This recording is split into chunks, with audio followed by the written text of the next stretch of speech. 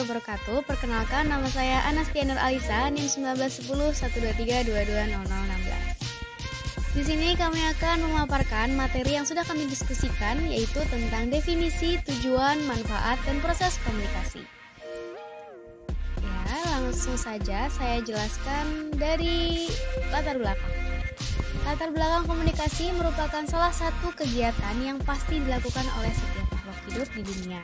Tidak mesti hanya manusia, dan komunikasi tidak juga selalu menggunakan verbal, tetapi juga ada komunikasi yang menggunakan suatu hal selain suara yang dikeluarkan dari mulut manusia, seperti menggunakan sandi-sandi tertentu atau menggunakan bahasa isyarat. Komunikasi sering diartikan sebagai berbicara atau mengobrol pada seseorang atau suatu kelompok masyarakat. Tujuan dari berkomunikasi biasanya adalah untuk mendapatkan informasi dari satu sama lain. Kita sendiri bisa mendapatkan informasi tersebut melalui pesan ataupun melalui suatu media. Dengan adanya komunikasi, kita sesama manusia dapat mengetahui keadaan satu sama lain. Meski terkadang bisa juga tertinggal satu informasi, yang lain bisa memberitahukannya kepada kita. Selanjutnya akan dijelaskan oleh teman saya. Ya, Assalamualaikum warahmatullahi wabarakatuh. Perkenalkan, nama saya Farhan Hamid Simatupang, NIM 1910123110011. Di sini saya berasal dari kelompok 1 dengan mata kuliah komunikasi antar pribadi. Ya, di sini kelompok kami akan membahas tentang definisi, tujuan, manfaat, dan proses komunikasi itu tersendiri. Sebelum masuk ke materi, alangkah lebih baiknya saya perkenalkan teman-teman anggota kelompok saya. Yang pertama ada Aida Rahmah, yang kedua ada Anastia Nur Alisa, Ida Rahmawati, Muhammad Mahesa Agni, Radin Athena, dan yang terakhir Rispa Sapitri. Kemudian di sini saya akan menjelaskan tentang definisi komunikasi. Menurut Joseph tahun 1905-134 mendefinisikan bahwa komunikasi itu sebagai pengiriman pesan dari seseorang kepada orang lain. Nah, apa sih yang dimaksudkan oleh Joseph itu sendiri? Menurut sepemahaman saya, yaitu seseorang tersebut membiarkan pihak lain mengetahui apa yang dia pikir, apa yang dia rasa, atau apa yang dia percaya. Kemudian manusia tidak hanya bisa berkomunikasi dengan dirinya sendiri. Walaupun bicaranya indah, pesannya tersebut menarik, ia tidak bisa berkomunikasi kecuali ada pendengarnya atau ada yang namanya komunikannya. Jadi maksudnya di sini itu yang namanya komunikasi di sini harus diselingi oleh komunikator dan komunikan. Komunikator sebagai pembicara dan penyampai pesan, komunikan ini sebagai pendengar dan penerima pesan dari si komunikator tersebut. Kemudian selain Joseph, ada beberapa seorang pakar komunikasi yang menyebutkan atau mendefinisikan komunikasi sebagai berikut. Kemudian ada menurut Neil Anderson mendefinisikan bahwa komunikasi sebagai suatu proses mentransfer ide dari sumber kepada penerima. Nah, kemudian di sini pula ada dari Head and Bryan tahun 2000 menjelaskan sebagai suatu proses atau seperangkat tindakan di mana masyarakat bersama-sama dalam simbol-simbol yang mereka ciptakan melalui yang namanya interaksi. Nah, dari beberapa uraian menurut para ahli di atas, dapat kita tarik satu pemahaman bahwa komunikasi diartikan sebagai suatu penyampaian kepada pihak lain dengan menggunakan simbol-simbol untuk memperoleh dari respon dari si komunikan tersebut. Komunikasi merupakan suatu kebutuhan dasar yang dapat menjamin arti kehidupan dari peranan manusia sebagai makhluk biologis yang bertumbuh. Mungkin itu saja dari pemaparan saya tentang definisi komunikasi. Kemudian di sini saya akan juga memaparkan sedikit tentang tujuan komunikasi. Tujuan komunikasi itu terdiri dari komunikasi alat sebagai untuk mengintrospeksi diri, kepentingan keselamatan, memenuhi kebutuhan, untuk membangun peradaban, membangun masyarakat global, komunikasi sebagai alat resolusi konflik, komunikasi sebagai kebahagiaan, komunikasi informasi lintas generasi. Masuk yang ke pertama, di sini saya akan memaparkan sebuah tujuan komunikasi itu sendiri yang mana yang pertama, komunikasi sebagai alat untuk mengintrospeksi diri. Apa sih maksudnya komunikasi alat sebagai mengintrospeksi diri? Ketika kita dapat merasakan suatu hal, ibarat kita lagi kumpul dengan teman-teman, kita mencium suatu bau yang tidak mengenakan dari badan kita atau badan teman. Nah, itu menimbulkan reaksi kepada seseorang sehingga ia menjauh. Secara individual, Komunikasi bisa mempertanyakan kondisi yang terjadi pada dirinya dari apa yang terjadi sekalipun orang tidak melakukan reaksi itu tersendiri. Jadi itu dapat dikatakan komunikasi sebagai alat untuk mengintrospeksi diri kita sendiri. Kemudian yang kedua yaitu kepentingan keselamatan. Apa sih kepentingan keselamatan itu?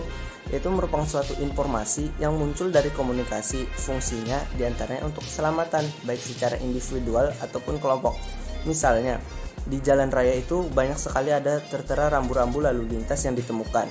Tujuannya adalah supaya diindahkan atau diperingatkan, dimaknai sebagai pengguna jalan raya itu selamat sampai tujuan dengan adanya rambu-rambu lalu lintas sehingga tidak dipelanggaри oleh masyarakat yang menggunakan lalu lintas itu tersendiri. Kemudian di sini nomor 3 ada yang namanya memenuhi kebutuhan. Nah, memenuhi kebutuhan di sini yaitu komunikasi yang di dalamnya mengandung informasi adalah sebagai suatu alat yang dapat membantu manusia untuk memenuhi kebutuhan di hidupnya. Apalagi di sini kita seperti yang kita ketahui, makhluk di dunia ini merupakan makhluk sosial yang mana tidak bisa hidup tanpa bantuan orang lain. Oleh karena itu, untuk memenuhi kebutuhannya itu tersendiri, kita harus melakukan komunikasi antar seseorang ataupun antar orang lain. Oke. Yang terakhir, untuk membangun peradaban. Peradaban di sini pun tidak terlepas dari yang namanya komunikasi. Tinggi rendahnya peradaban adalah wujudnya dari peran komunikasi itu tersendiri. Mengapa demikian? Untuk mewujudkan suatu peradaban, pendidikan merupakan komponen yang penting untuk memprosesnya. Sementara pendidikan itu tersendiri harus dilakukan dengan adanya komunikasi. Dalam artian, pendidikan tidak boleh lepas dari yang namanya komunikasi. Oleh sebab itu, dapat kita simpulkan bahwa komunikasi membantu manusia dalam mewujudkan peradaban. Mungkin itu saja dari saya. Selanjutnya akan dilanjutkan oleh teman saya. Assalamualaikum warahmatullahi wabarakatuh. Saya Rizka Sapitri. Saya akan melanjutkan penjelasan mengenai tujuan komunikasi. Tujuan komunikasi yang selanjutnya yaitu membangun masyarakat global. Komunikasi sudah dipercayai dan diyakini sebagai alat interaksi masyarakat dunia, sehingga kekuatan yang paling dipercayai sekarang ini di dunia global adalah komunikasi yang didukung oleh teknologi komunikasi itu sendiri. Implikasinya, masyarakat dunia tidak tersekat oleh jarak dan ruangan. Kapan dan di tempat mana saja masyarakat global bisa berbicara dengan siapa saja di belahan dunia manapun menjadi tidak berjarak dan bersekat. Kemudian komunikasi sebagai alat resolusi konflik. Salah satu peran komunikasi yang paling urgent adalah sebagai alat untuk membuka kebekuan kelompok dalam konflik. Konflik bisa mencair karena ada komunikasi yang dilakukan, baik oleh salah satu pihak yang berkonflik terhadap lawan konfliknya, maupun dilakukan oleh pihak-pihak yang terlibat dalam resolusi konflik tersebut. Kemudian komunikasi sebagai media kebahagiaan.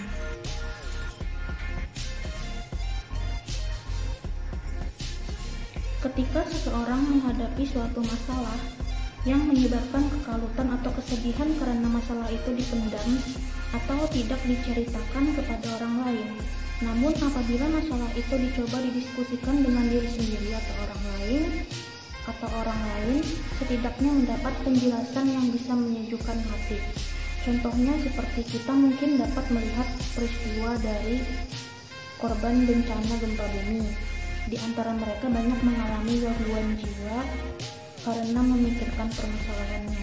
Kemudian datang psikolog mengajak mereka untuk berbicara dan berkomunikasi sehingga lambat laun rasa trauma mereka dapat teratasi. Kemudian komunikasi sebagai lintas generasi. Alat penghubung antara satu generasi ke generasi atau dari zaman ke zaman selanjutnya adalah komunikasi. Komunikasi itu bisa muncul melalui simbol-simbol yang bisa menjelaskan sebuah zaman atau era, atau sebuah kondisi pada masa yang lalu pada generasi selanjutnya. Kita dapat merekam komunikasi melalui simbol-simbol dan artefak-artefak yang ada sehingga menemukan keterhubungan antara satu generasi dari zaman ke generasi zaman selanjutnya. Mungkin itu yang dapat saya sampaikan, selanjutnya akan dilanjutkan oleh teman saya. Oke, di sini saya akan menjelaskan tentang manfaat komunikasi. Di sini tertulis secara umum, manfaat komunikasi dalam proses pembelajaran adalah memperlancar interaksi antar guru dengan siswa sehingga pembelajaran akan lebih efektif dan efisien. Adapun penjelasan lebih rinci dari Kemp dan Dayton tahun 1985 tentang manfaat komunikasi ini. Yang pertama adalah penyampaian materi pelajaran dapat diseragamkan. Artinya, dalam menyusun materi tersebut sudah diatur sedemikian rupa dan ditentukan antara A dan B, sehingga penerima materi tersebut tidak bingung dan lebih memahami materi itu. Yang kedua adalah proses pembelajaran menjadi lebih jelas dan menarik. Semakin baik komunikasi kita, maka semakin jelas dan menarik juga proses pembelajaran itu. Karena dengan kualitas komunikasi yang baik, maka orang itu tidak akan memilih komunikasi yang monoton, tetapi bervariatif. Yang ketiga adalah proses pembelajaran menjadi lebih interaktif. Artinya, dalam komunikasi tersebut tidak aktif hanya dari satu belah pihak, tetapi dari seluruh atau semua pihak. Yang keempat adalah efisiensi dalam waktu dan tenaga. Manfaat komunikasi juga menjadikan waktu dan tenaga itu tidak terbuang sia-sia, karena dengan kecakapan komunikasi kita yang baik, maka hal itu dapat dihindari. Ini kembali lagi kepada poin kita yang kedua tadi, yaitu proses pembelajaran menjadi lebih jelas dan menarik. Yang kelima adalah meningkatkan kualitas hasil belajar siswa. Tentu saja dengan baiknya komunikasi ini juga berdampak pada kualitas hasil belajar siswa. Karena apabila berjalannya komunikasi dengan baik, maka hal itu menjadikan siswa lebih terbuka kepada kita. Yang keenam adalah media memungkinkan proses belajar dapat dilakukan di mana saja dan kapan saja. Dengan komunikasi yang baik, media apapun dan dimanapun tidak akan mengganggu kita. Hal itu dapat dilakukan di mana saja dan kapan saja, tentu saja. Yang ketujuh adalah media dapat menumbuhkan sikap positif siswa terhadap materi dan proses belajar. Seperti poin kelima tadi, dengan komunikasi ini membuat sikap positif siswa itu tumbuh terhadap materi dan proses belajar karena komunikasi yang menarik dan jelas. Yang kedelapan adalah merubah peran guru ke arah yang lebih positif dan produktif. Tentu saja hal ini tidak hanya berdampak pada murid tetapi kepada peran guru, sehingga dapat meningkatkan kualitas dari guru itu sendiri. Adapun di sini manfaat praktis media pembelajaran di dalam proses belajar mengajar sebagai berikut.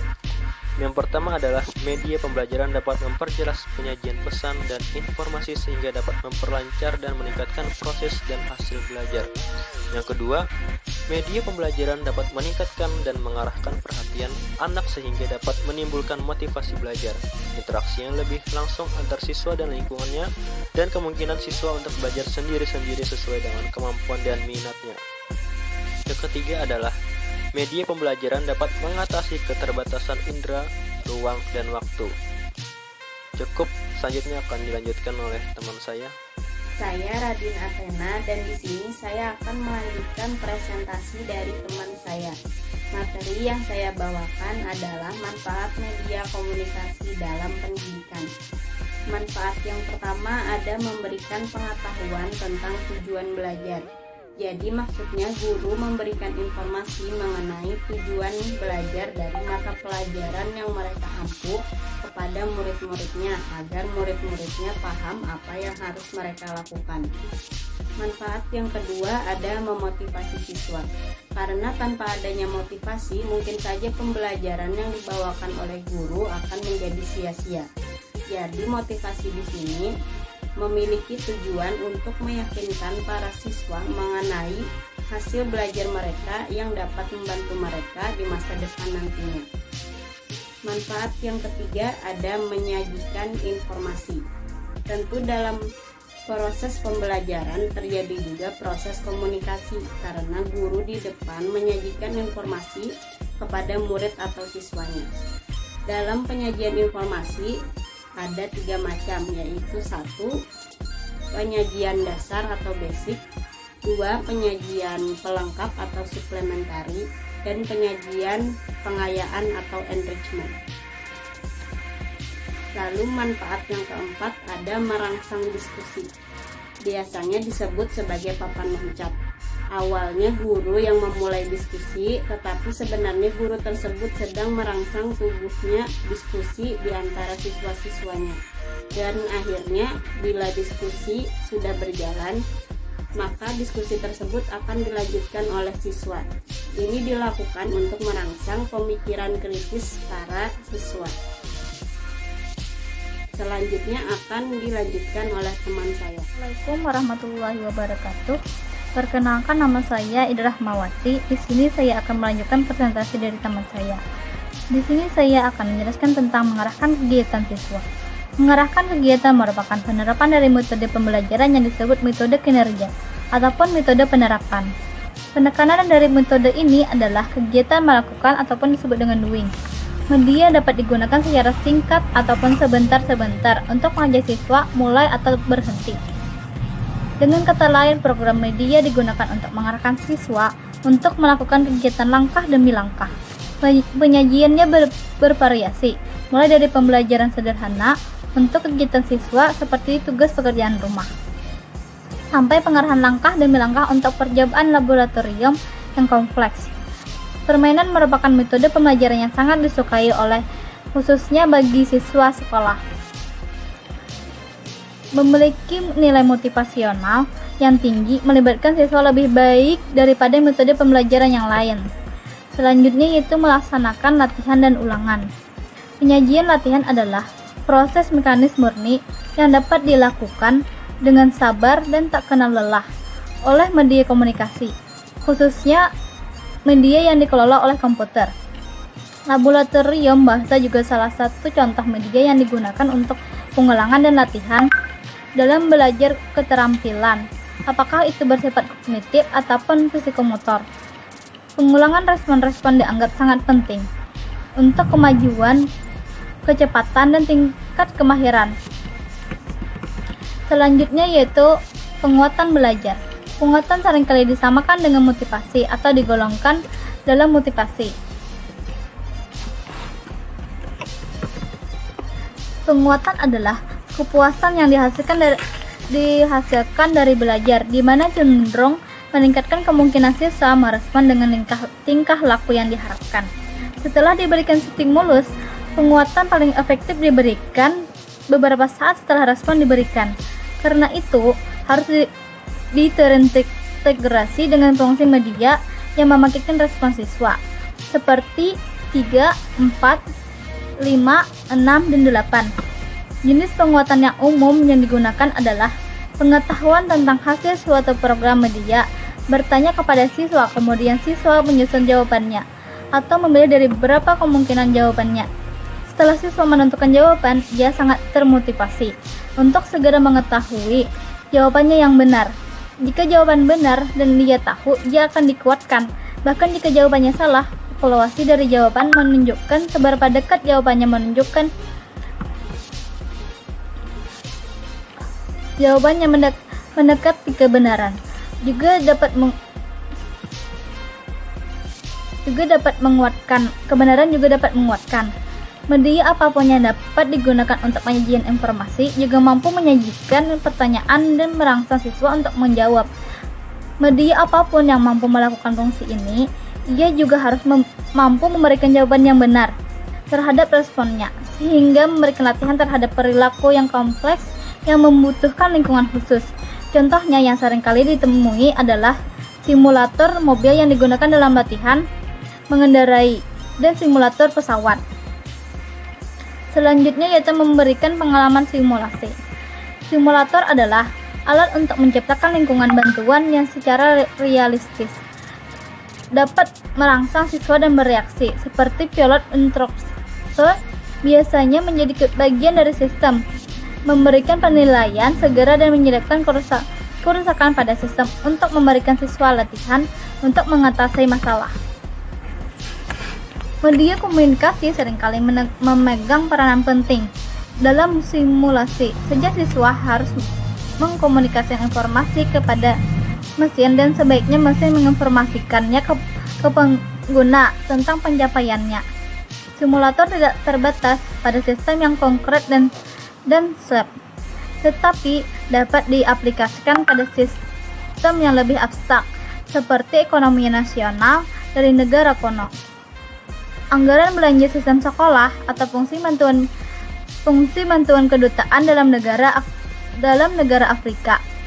Program komputer dapat memungkinkan simulasi sistem yang kompleks menerima masukan dari siswa, menghitung hasil dan menginformasikan kepada siswa melalui media komunikasi tentang perubahan yang dilakukan dalam sistem.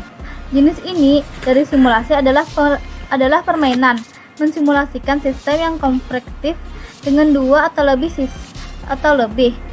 siswa atau kelompok belajar berinteraksi satu sama lain. Karena sangat mirip dengan simulator yang dapat merefleksikan kenyataan, permainan dapat mengembangkan respon yang siap dan transfer ke dunia dan sebenarnya. Selanjutnya akan dilanjutkan oleh teman saya. Di sini saya akan menjelaskan apa itu proses komunikasi dan apa saja yang ada dalam proses komunikasi. Proses komunikasi dapat terjadi bila sumber atau komunikator bermaksud menyampaikan gagasan, informasi, saran, dan permintaan dan seterusnya yang ingin disampaikan kepada penerima dengan maksud tertentu. Untuk itu, dia menerjemahkan gagasan tersebut menjadi simbol-simbol atau proses encoding yang selanjutnya disebut pesan. Yang pertama, pengirim pesan atau sender. Pengirim pesan adalah orang yang mempunyai pemikiran untuk disampaikan kepada seseorang dengan harapan dapat dipahami oleh orang yang menerima pesan sesuai dengan yang dimaksudkannya. Yang kedua, simbol atau isyarat. Tahap ini mengirim pesan membuat kode atau simbol sehingga pesannya dapat dipahami oleh orang lain. Kode atau isyarat dapat berupa tanda kata-kata, tulisan yang disepakati untuk maksud tertentu. Yang ketiga, media atau perantara.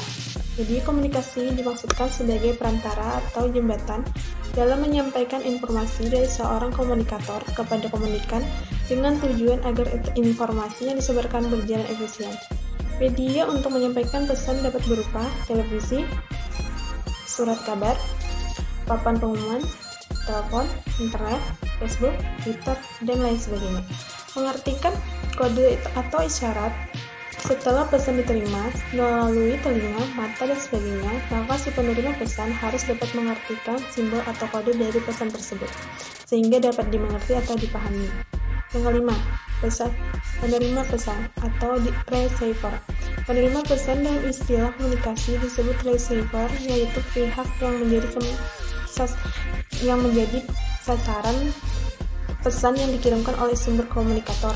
Receiver juga bisa disebut dengan istilah sasaran, pembaca, pendengar, permisa, audiens, recorder, atau komunikan. Yang keenam, balikan atau umpan balik, atau bisa disebut dengan feedback. Balikan atau umpan balik adalah isyarat atau tanggapan yang berisi kesan dari penerima pesan dalam bentuk verbal maupun non-verbal. Tanpa balikan, seorang pengirim pesan tidak akan tahu dampak pesannya terhadap si penerima pesan. Yang terakhir, gangguan. Gangguan bukan merupakan bagian dari proses komunikasi, akan tetapi mempunyai pengaruh dalam proses komunikasi. Karena pada setiap situasi, hampir selalu ada hal yang mengganggu kita. Gangguan adalah hal yang merintangi atau menghambat komunikasi sehingga penerima salah menafsirkan pesan yang diterima. Sekian itu penjelasan saya, dilanjutkan dengan teman saya. Baik, kembali lagi dengan saya dan saya akan membacakan kesimpulan yang dapat kita ambil dari penjelasan di dalam makalah ini adalah bahwa komunikasi adalah suatu penyampaian kepada pihak lain dengan menggunakan simbol-simbol untuk memperoleh respons. Komunikasi dibutuhkan di berbagai aspek kehidupan karena memiliki banyak manfaat. Beberapa di antaranya menyajikan materi atau menyampaikan informasi seperti yang kami lakukan sekarang. Komunikasi pun bisa dilakukan di mana saja, sekarang, dan melalui berbagai macam media. Proses komunikasi mempunyai komponen dasar berupa mengirim pesan, penerima pesan, dan pesan itu sendiri. Semua fungsi manajer di setiap organisasi melibatkan komponen dasar tersebut dalam proses komunikasi. Bila salah satu dari komponen penting hilang, maka tidak bisa dilakukannya suatu komunikasi tersebut, kecuali untuk media. Dia bisa dihilangkan maupun tidak. Tetapi lebih baik ada saja agar lebih lengkap proses komunikasi yang dilakukan.